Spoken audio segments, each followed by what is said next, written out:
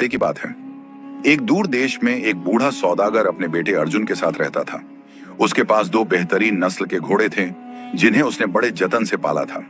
एक दिन बूढ़े सौदागर ने अर्जुन से कहा, बेटा, ये घोड़े बहुत खास हैं। किसी ऐसे देश में जहां घोड़ों की कमी हो, ये बड़ी कीमत पर बिक सकते हैं। मैंने सुना है कि दक्षिण में एक ऐसा राज्य है जहां इनकी बहुत मांग है।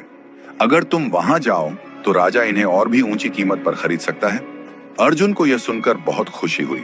उसे नई जगहें देखने और घूमने का शौक था, लेकिन उसके पिता ने सख्ती से ताकीद की, एक बात हमेशा याद रखना, पश्चिम की ओर कभी मत जाना। वहां एक बस्ती है जहां सिर्फ ठग और धोखेबाज रहते हैं। अगर कोई बाहरी व्यक्ति वहां जाता है तो बिना परेशानी उठाए वापस नहीं आ सकता। अर्जुन ने हैरानी से पूछा, लेकिन पिताजी, आप यह सब इतने यकीन से कैसे कह सकते हैं? क्या आप वहां गए थे? बूढ़े सौदागर ने गहरी सांस ली और कहा, हाँ बेटा, और मैंने वहां एक ऐसी कीमत चुकाई जिसे मैं जीवन भर नहीं भूल सकता। अर्जुन उत्सुक हो गया, कृपया मुझे बताइए, वहां आपके साथ क्या हुआ था? सौदागर ने कहना शुरू किया, जब तुम छोटे थे, तुम्हारा एक बड़ा भाई भी था जिसके साथ तुम खेलते थे। लगभग 15 साल पहले मैं अपने कारोबार के सिलसिले में कई जगहों की यात्रा पर निकला था और तुम्हारे भाई को भी अपने साथ ले गया था। सोचा था कि वह दुनिया देखेगा और बहुत कुछ सीखेगा, लेकिन जब हम अपने वतन लौट रहे थे तो बदकिस्मती से एक अनजान जगह पहुंच गए। शाम का वक्त था, हम वहां एक सराय में ठहरे। जल्द ही मैंने वहां के लोगों की बातें और उनकी हरकतें गौर की और समझ गया कि यह वही ठगों की बस्ती है जिसके बारे में मैंने कई यात्रियों से सुना था। मुझे तुरंत एहसास हुआ कि हमें यहां से जितनी जल्दी हो सके निकल जाना चाहिए।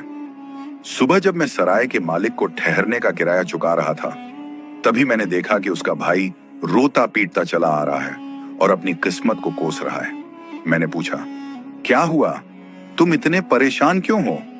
उसने रोते हुए बताया, मेरी बीवी के यहां मरा हुआ बच्चा पैदा हुआ है और इसका जिम्मेदार सिर्फ यह सौदागर है।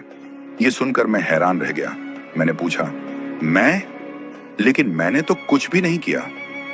उस धूर्त आदमी ने सबके सामने एक अजीबोगरीब कहानी सुनाई। उसने कहा, कल शाम जब यह घोड़े से उतरा तो बहुत तेज सांसें ले रहा था। उसी वक्त एक छोटा सा कीड़ा उड़कर सराय से बाहर निकल रहा था, लेकिन इसकी तेज सांसों की वजह से वह सराय के अंदर वापस चला गया और सीधा उस कमरे में जा पहुंचा जहां मेरी बीवी बैठी थी। वह कीड़ा उसकी नथुने में चला गया, जिससे उसे अचानक तेज छींक आई और इसी वजह से उसके पेट में पल रहा बच्चा खत्म हो गया। उसकी यह बेबुनियाद बात सुनकर मैं सकते में आ गया, लेकिन वहां